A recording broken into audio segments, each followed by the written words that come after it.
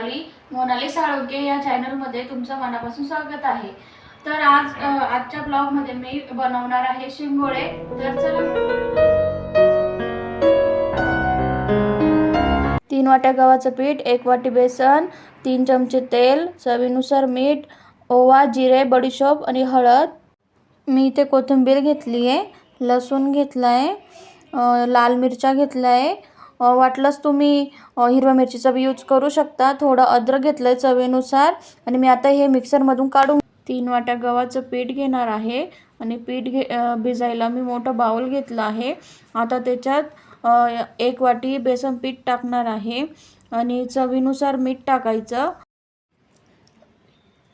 याच्यात थोडी हळद टाकूया आणि जिरे, ओवा, बडीशोप ते पण टाकायचं, त्याच्याने चव छान येते शेंगोळ्यांना। आणि थोडं ते वाटण काढले आपण मिक्सरमधून ते पण टाकायचं त्याच्यात। लसूण, अद्रक, जिरे, बडीशोप, त्याच्यात पण बडीशोप टाकली होती, थोडी जिरे पण टाकले होते। आणि आता तेल पण टाकायचं आहे, तेलामुळे शेंगोळ्यांना चांगली चव येते आणि नरम पण होतात। तर ह्या पिठाऐवजी तुम्ही ज्वारीचं पण पीठ घेऊ शकता आणि गव्हाचं पीठ तर आहेच हे, पण तुम्ही ज्वारीचं पीठ पण थोडं त्याच्यात मिक्स करू शकता। पाणी टाकून मळून घ्यायचं पीठ चांगलं। जसं चपातीचं पीठ असतं तसंच आपल्याला शेंगोळ्यांचं पीठ पण भिजायचं आहे। अशा प्रकारचा गोळा केला आहे आपण आता शेंगोळ्याच्या पिठाचा। आता हाताने चांगलं मळून घ्यायचं ते आणि अशा प्रकारे नक्कीच तुम्ही शेंगोळे करून बघाल, खूप छान होतात। बघा, मी हाताने करून दाखवते तुम्हाला। अशा प्रकारे करा। तुमच्याकडे पण वेगळे प्रकार असू शकतात, तुम्ही त्या प्रकारे पण करू शकतात, कारण त्याचे भरपूर प्रकार असतात। बघा, मी करून दाखवते। अशा प्रकारे मी बनवून दाखवते। नक्कीच तुम्ही असे शेंगोळे बनवून बघा, खूप टेस्टी होतात। तुमच्याकडे कसे होतात ते तुम्ही कमेंटमध्ये नक्की सांगा, मी तुम्हाला बनवून दाखवते।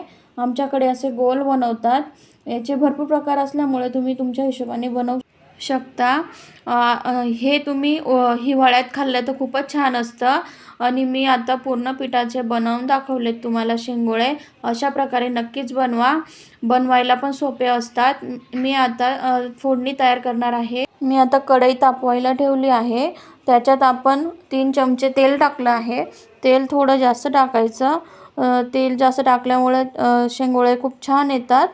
आता त्याच्यात थोडं जिरं, मोहरी टाकायची आणि आपण जे वाटण काढलं आहे ना, ते लाल मिरची, अद्रक, लसूण, ते वाटण त्या तेलामध्ये टाकायचं आहे। तेलामध्ये थोडं भाजू द्यायचं, थोडा खमंग वास आला म्हणजे ते मसाला तेलात फ्राय होऊ द्या चांगला, तेल सुटेपर्यंत। थोडं त्याच्यात मी एक्स्ट्रा मिरची टाकली आहे, कारण वाटणात मी मिरची कमी टाकली होती।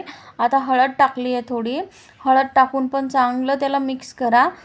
थोडंसं तेल चांगलं सुटलं की मग टेस्ट पण छान येते शेंगोळ्यांना।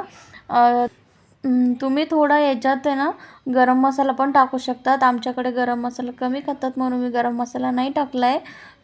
तुम्हाला आवडीनुसार तुम्ही गरम मसाला टाकू शकता।